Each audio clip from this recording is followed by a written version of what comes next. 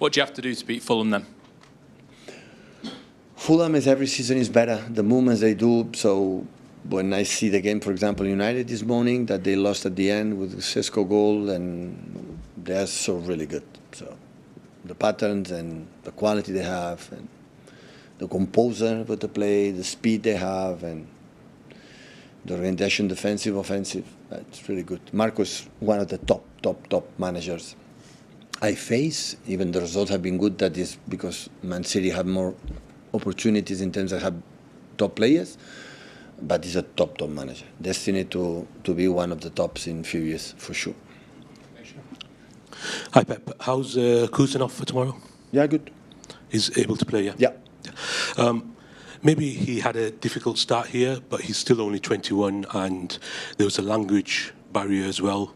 Has it taken you by surprise? Kusa. Yeah. Well, has it taken you by surprise how well he has coped with the Premier League? And well, I admit he doesn't speak like William Shakespeare, but but he's getting better and getting better. So he understands. He understands what we want, what he says, and every time it's better and better. He's so intelligent. Normally you have the opinion that like he's so physical, so strong, and he's so fast, he's not able to think. And it's completely the opposite in Kusa. He's always taking good decisions. How are you getting on with your Uzbek? My Uzbek? Not even one word. But... And you spoke about his speed and his ability to recover in challenges. Are there any players that you've watched or worked with that he reminds you of? Well, his speed is difficult. So fast. To recover that position is one of the attributes. But not just that. Don't confuse about Kusa. He's so intelligent. Normally when the player had this physicality, always had this physicality because he has not to use what is going on and solve it with his physical condition. And he have both. That's why, and the ball is getting better, so that's why always encourage me to improve. And I think he can improve at that age and always is open-minded. I said, yeah, recently. Man City have a player, a central defender for many years. Yeah, hi, Pep. So Oscar Bobb could be in the Fulham side tomorrow. How good a player have Fulham signed there, and why do you think it didn't work out for him here? Oscar will have any doubt about his potential.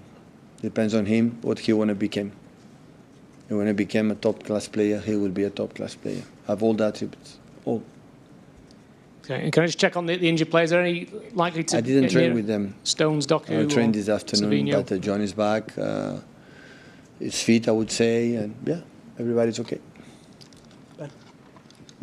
Hi, Pep. I know obviously for you it's about the next game, but I just wondered, when you think back to previous title races, how much were you affected by the pressure that a team was putting on you? Because I think to those, particularly the close ones with Liverpool, where it was neck and neck for so many weeks and weeks, and we asked you endlessly about the gap being 3-6, 3-6. How much did it make a difference to you? When 65 or 70% is new players, we don't have that we had in the past right now. Before, after second season or third season, we have done it. Okay, we are able to do okay.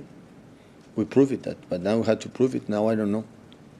I don't know. We are able to win 3, 4, 5, 6 games in a row. I don't know. But do you get the sense though that the group is still growing? I know we've spoken a lot about that room for growth this season.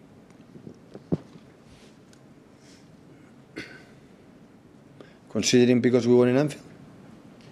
Not just that, the fact that over the last few weeks you have actually closed the gap to Arsenal in terms of the best teams. We drawn the Spurs, and I know the comments after that second half in the Spurs. It's not 2 months ago, it was days ago. They have done very good things. I had the feeling for many months, but not consistent enough to be, okay, we control many aspects to win the games more or less. So football at the end, we won, we equalized the game with a deflection cross from Ryan Cherky, touch the ball with McAllister and go to the head to Erling, and after that intelligent movement from there for the deflection. And we saved an incredible save from Gigio for the deflection.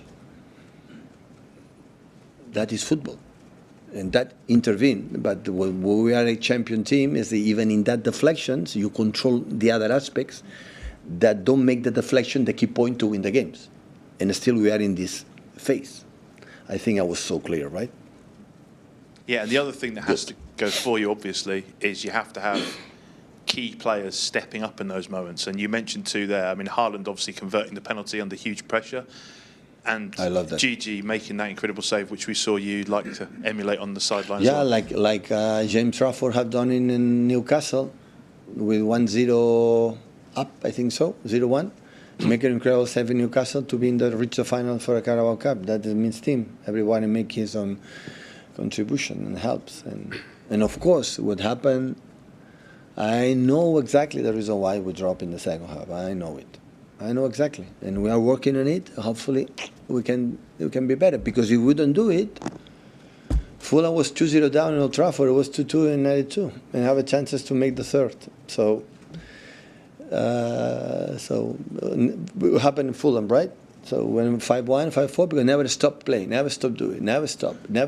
If we behave in the second half like it happened, it will be so difficult. That is what I'm concerned. Of course, we won the 3 points, and after that we have Saturday, long weeks Newcastle, long week against Leeds, that we need desperately. After this incredible run of games from 3-4 months with a few players and the other one, but it will happen if we do what you have to do.